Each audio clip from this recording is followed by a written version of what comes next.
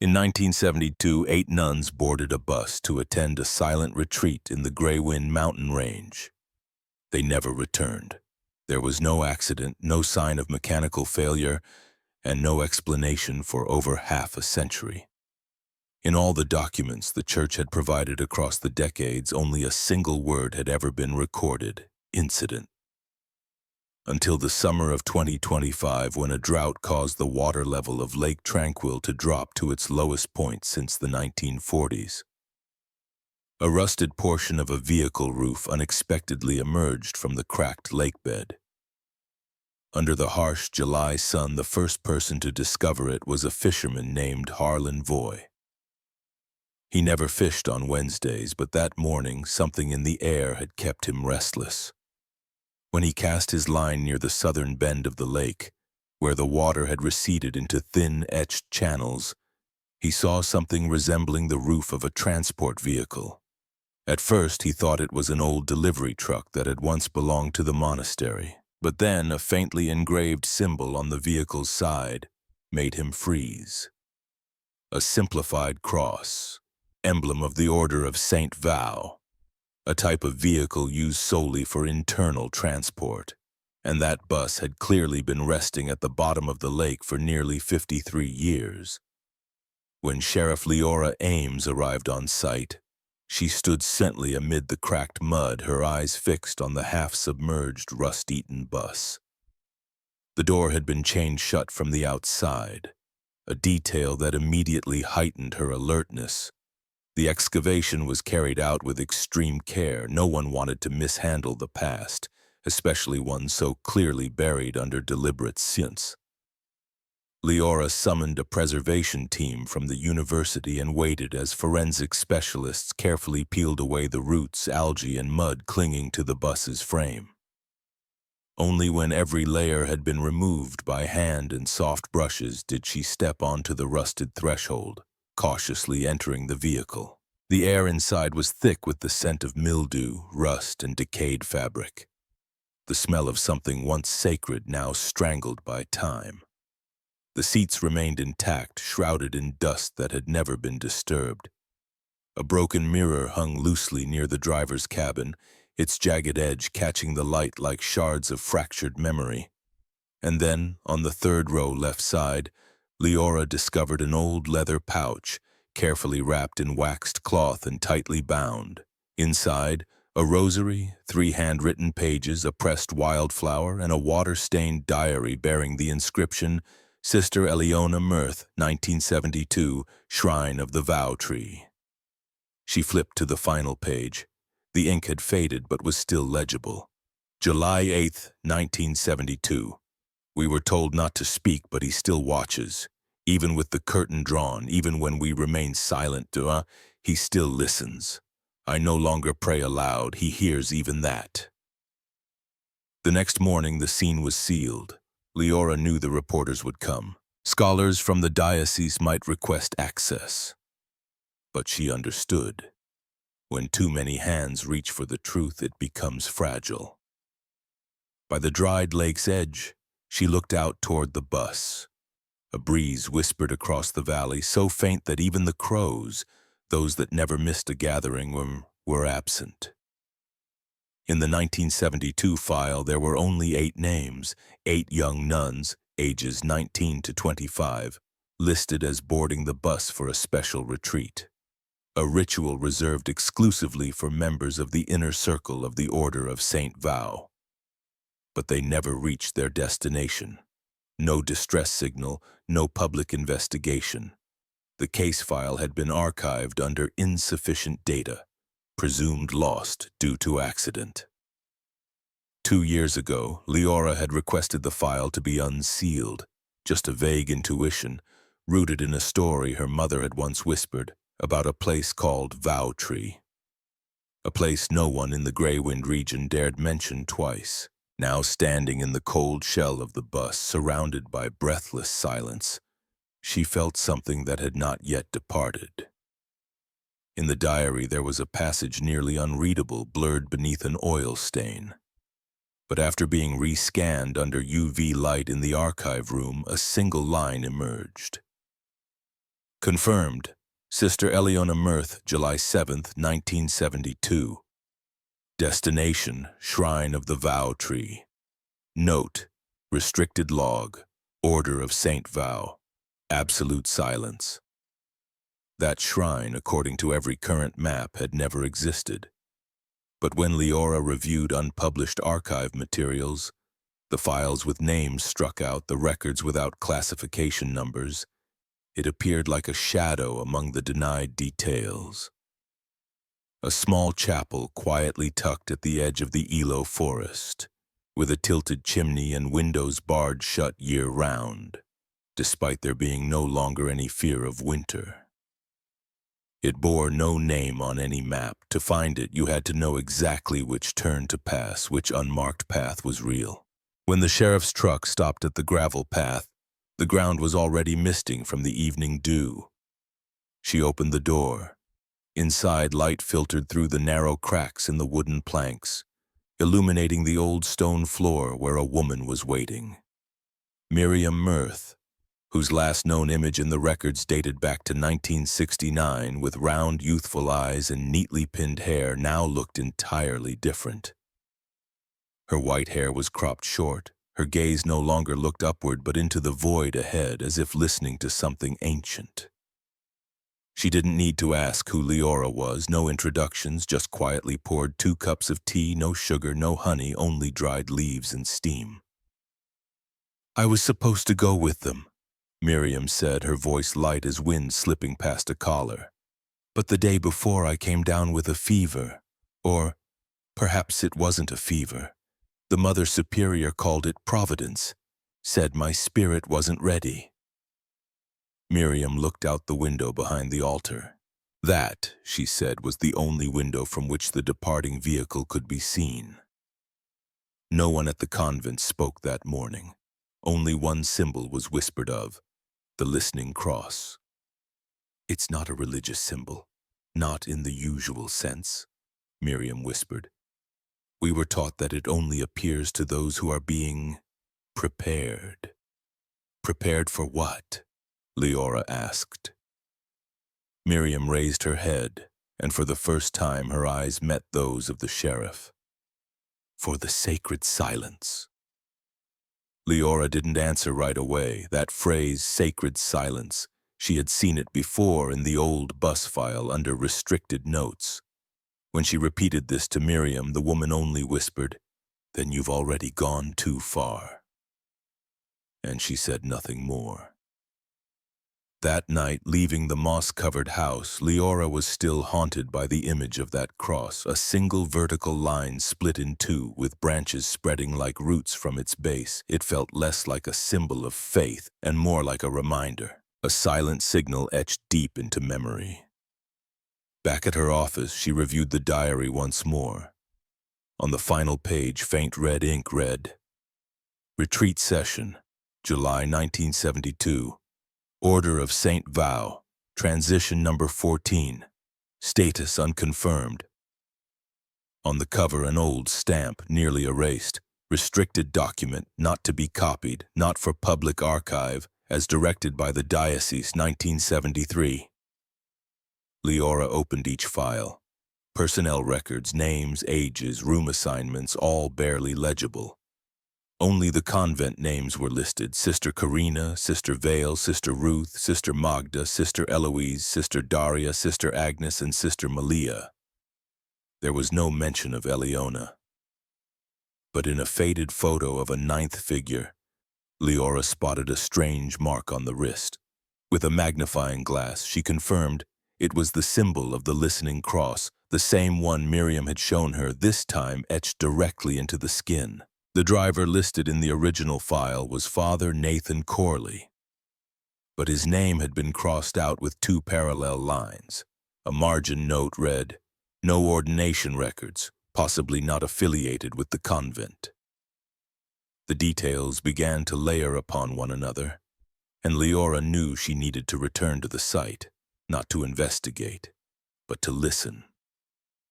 The next morning, when Liora returned to the shores of Lake Tranquil, the preservation team had found something new.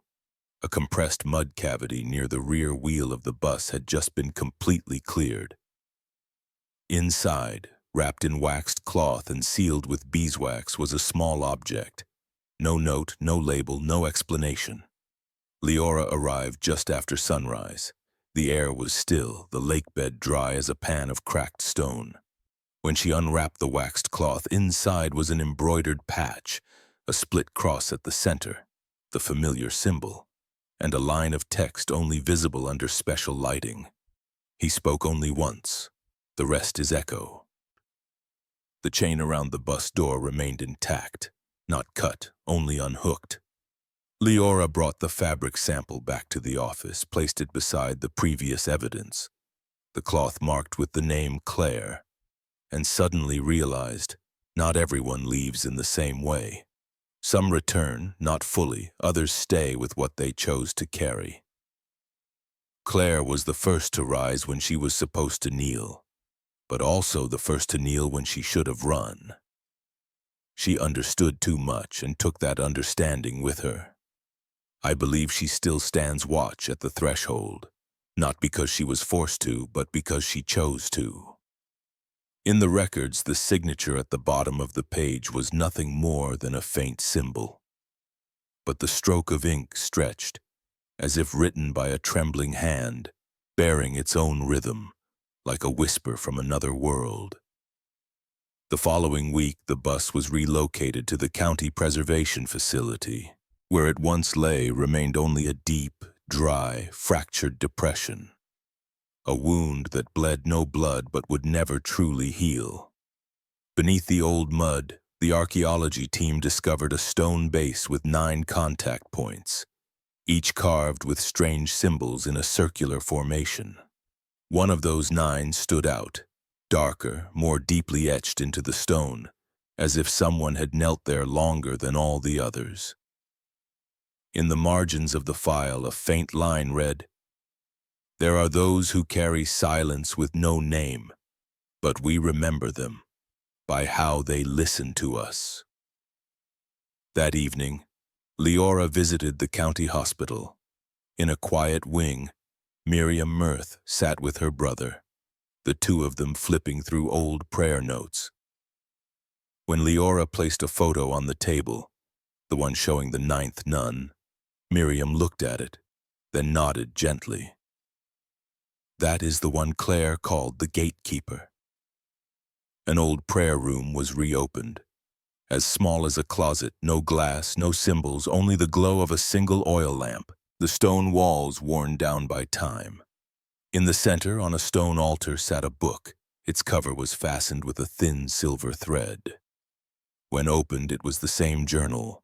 The one Liora had lost weeks earlier, now reappeared upon the stone. The final page was written in Liora's own handwriting, though she had no memory of writing it. "Silence is not for kneeling, it is for holding." That night, Liora lit a white candle, the same kind once found in the bus, and placed it on her windowsill.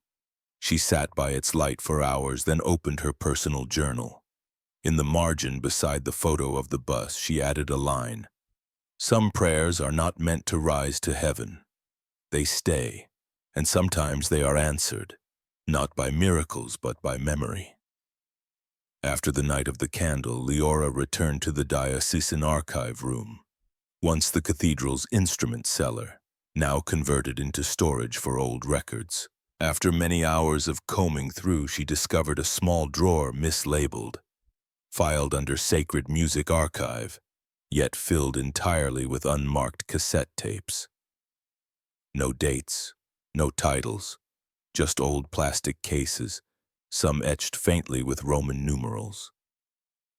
Inside one wax-lined box was a handwritten note. "They told us to keep silent, but some still remember the sound of their own voice. This is not a confession, these are echoes." Back at the police station, Liora carefully inserted a tape into the player. She turned off the lights, locked the door. The only light came from her desk lamp. The first sound was static, then a woman's voice, soft but clear. "We began with silence, But it wasn't peaceful, it was waiting. Another recording, a third voice, steadier. Father Corley never actually drove the bus. He sat behind the wheel but didn't steer. Sister Eliona stood beside him. She said the road had been set beforehand, no turns, no choices. Liora stopped the tape. A chill spread down her spine. What she was hearing was not mere testimony. It was evidence of a ritual that had occurred not just once. In the retreat preparation file beside Eliona's name was a note, primary observer, auditory record, chosen by Eliona. At dawn the next day, Liora drove back to the ruins, the remains of the Vow Tree Convent Chapel. She brought no recording equipment, didn't want to. She simply stood among the fallen walls, the arched remains of the roof, and the collapsed cross frame. She listened, not to the wind, not to birds, but to the silence behind silence.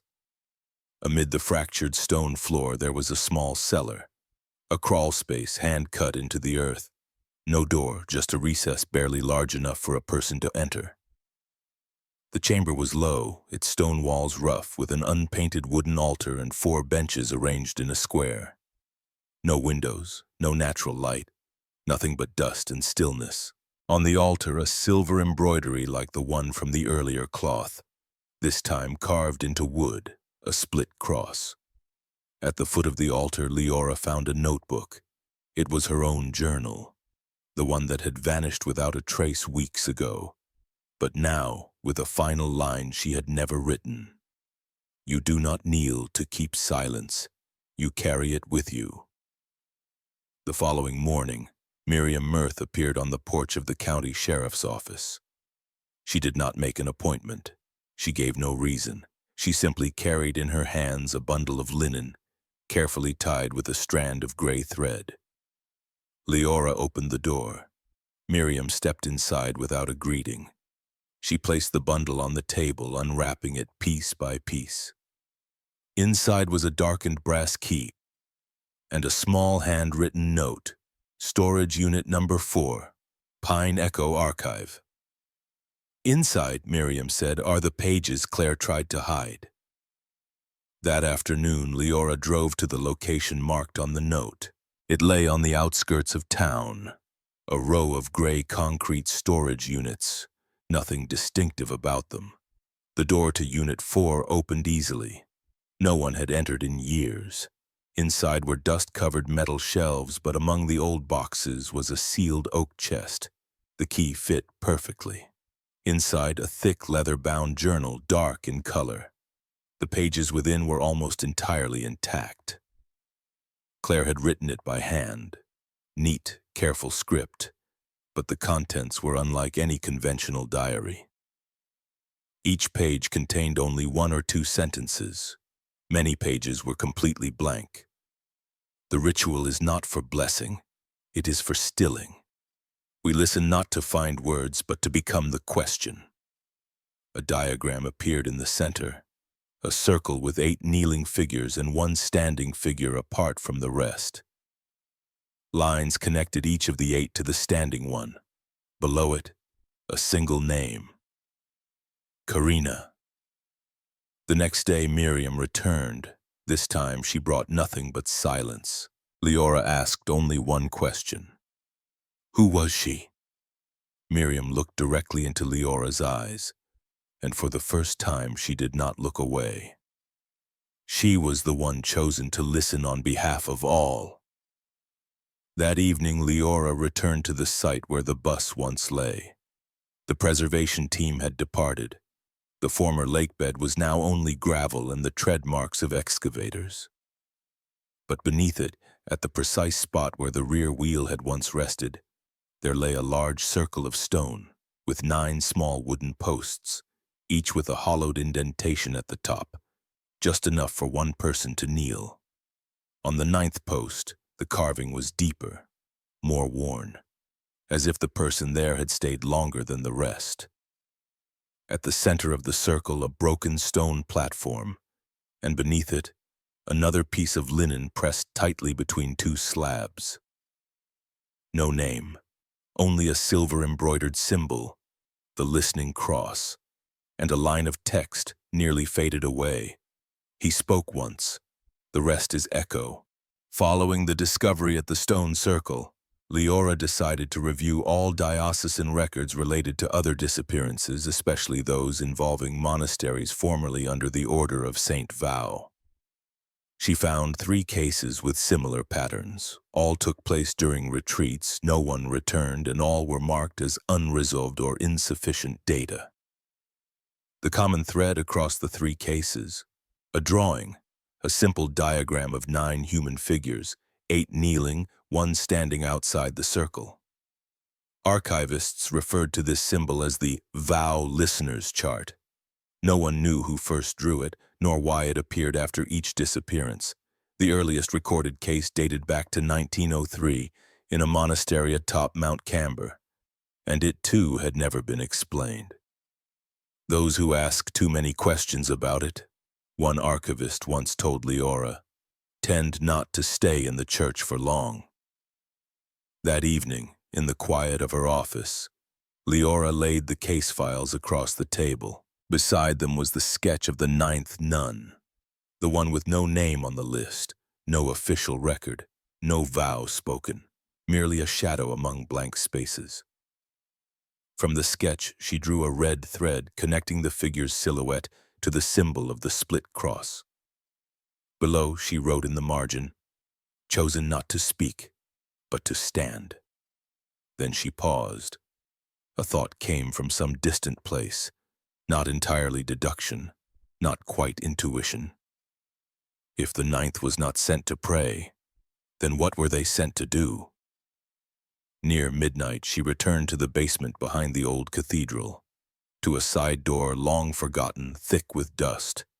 Inside there was nothing but darkness and the faint whistle of wind, slipping through stone cracks. But there Liora found something she hadn't known she was searching for. A small stone door, without a handle, bearing only a shallow groove in the familiar arc, the exact curve from the base of the listening cross symbol. When she opened it, nothing resisted, no lock, no sound, only dust trailing every step, and a silence so dense it felt as though the air had stopped moving. The room was no larger than a humble prayer cell, stone walls, an old tiled floor. At its center, a low stone pedestal with 4 benches placed at right angles, no windows, no light save for an oil lamp long extinguished. And on the pedestal, a thick book, no title on its cover. When she opened it, the first page was handwritten, in a script unmistakably her own. Some do not return, not because they were held back, but because they were chosen to stay. When Liora left the underground room, she took no physical evidence with her. Only a profound sense that she had crossed a threshold, not one of crime, but of understanding. The next day she met again with Professor Jonah Velan, a specialist in monastic studies and pre-modern devotional traditions. He was the only person in the region who had ever studied a particular branch of theology known as silent devotion, a mode of monastic life based on the principle of non-speech and even the absence of inner contemplation through language. Liora showed him the 1969 photograph, a group portrait of the Order of St. Vow, with Eleona Mirth among them. Jonah stared at it for a long time, then nodded once. I remember her. They sent her to stay with us for the winter of 1970, barefoot, bringing nothing but a piece of wood and a jar of sea salt. She didn't speak for the first 4 days, then she began teaching us things that had no names. He opened an old box. Inside was a yellowed sheet of paper, a hand-copied replica of the Vow Listener's Chart transcribed by Jonah himself. The last time I saw her was before the great cross at the monastery, but she wasn't praying. She stood still, as if she were listening. And after that? Liora asked. She walked through the forest gate. No bag, no farewell. Just walked straight into the woods. Do you think she went with them?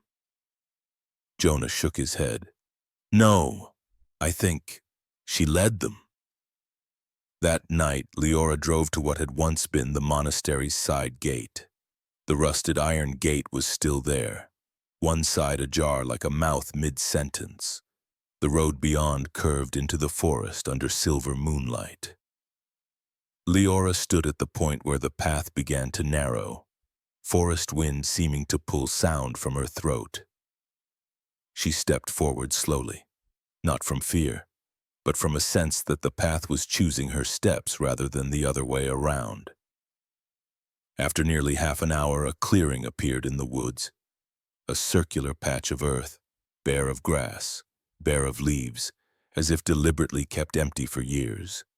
At its center stood a broken stone pedestal. Surrounding it were 8 low wooden posts, each with a hollowed indentation shaped like a human knee. Liora stepped into the center. There was no sound, no insects, no wind, only space. And there she found a small notebook, wrapped in faded linen, signed Sister Eliona Mirth, Greywind 1972. Each page contained a quiet sentence. The rite is not for sanctifying, it is for stilling. 8 shall kneel, 1 shall hold the silence. Silence is not emptiness, it is instruction. The familiar diagram appeared again. 8 kneeling, 1 standing, lines connecting each figure to the center. But beneath the diagram there was no name, only a word chosen. The next morning, Miriam Mirth was already standing on the porch of the sheriff's office. Without waiting to be invited, she stepped inside and placed another linen bundle on the table, this time not tied with thread, only neatly folded. Inside was a small brass key and a handwritten address, Pine Echo Storage, Zone 4, Unit 12.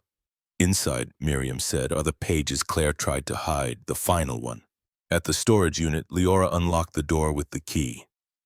The space inside was nearly empty except for a dark wooden chest placed at the center of the room.